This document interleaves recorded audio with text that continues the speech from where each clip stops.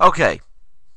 Hello, I am Pastor Rick Hope from First Baptist Church in Lillian, Texas, host of Sunday Morning with Pastor Rick and Challenge from the Heart on NowLive.com. I want to talk to you this morning, or this afternoon, or this evening, or whatever time you may be watching this broadcast, about Eli from the Old Testament and parenting. 1 Samuel chapter 2, verses 12 through 17 says, Now the sons of Eli were corrupt, they did not know the Lord. And the priest's custom with the people was that when any man offered a sacrifice, the priest's servant would come with a three-pronged flesh hook in his hand while the meat was boiling. Then he would thrust it into the pan or kettle or cauldron or pot, and the priest would take for himself all that the flesh hook brought up. So they did in Shiloh to all the priests who came there.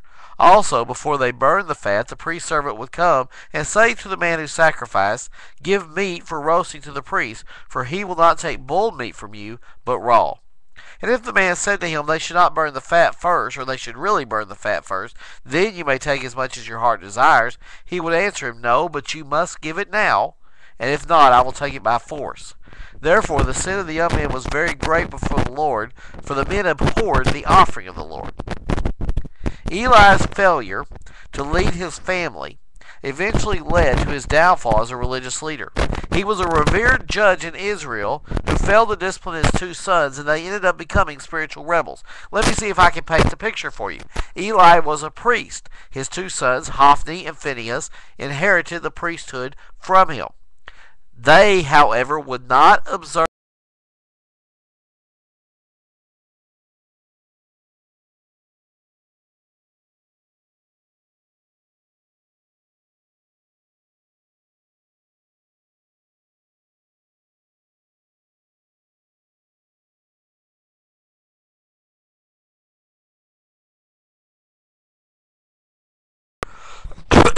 Now, I want you to understand something here. Eli could have been an outstanding parent, but he was not. And because he was not an outstanding parent, he was also not an outstanding priest. You see, Billy Graham said the true test of a Christian is how he lives at home. That's the very truth. I can build an exciting ministry here in Lillian, Texas, or on NowLive.com, or anywhere else I choose to go.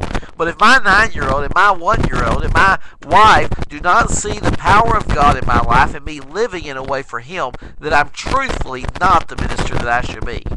Where did Eli go wrong? Well, first he went wrong in his emphasis. His emphasis was on teaching his colleagues and clients, but not on teaching his family. In 1 Samuel chapter 1, Eli ministered to Hannah in a great way, but he could not minister to his own children. Also, expectation. Eli thought that his sons would just get it because they lived in the house of the Lord.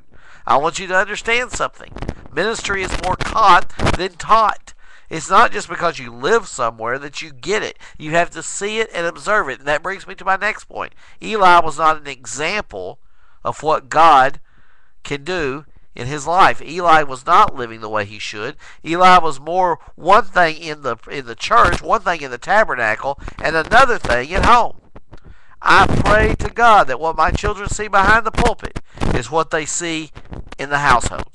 And finally, Eli got so caught up with his profession, he blinded himself to his failures. So often we get in the performance trap. As long as the people think we're doing okay, as long as our friends, as long as our peers, as long as our church members, as long as our co-workers think we're doing okay, then we must be doing okay. That is not always the case. A lot of times it's just the opposite. The true test of a Christian is how he lives at home. And parents, we have the ultimate responsibility of making sure our children are brought up in the way they should go. And I want you to understand something here. If your children do not have a basic understanding of the things of Christ, then it makes little difference how you're serving Him elsewhere. Now let me say this. Some children grow up to be adults and still choose to rebel against Christian teaching. So does that make you a failure as a parent? Absolutely not. If you've done your best to train up a child in the way they should go, then trust me, God will bring that back around.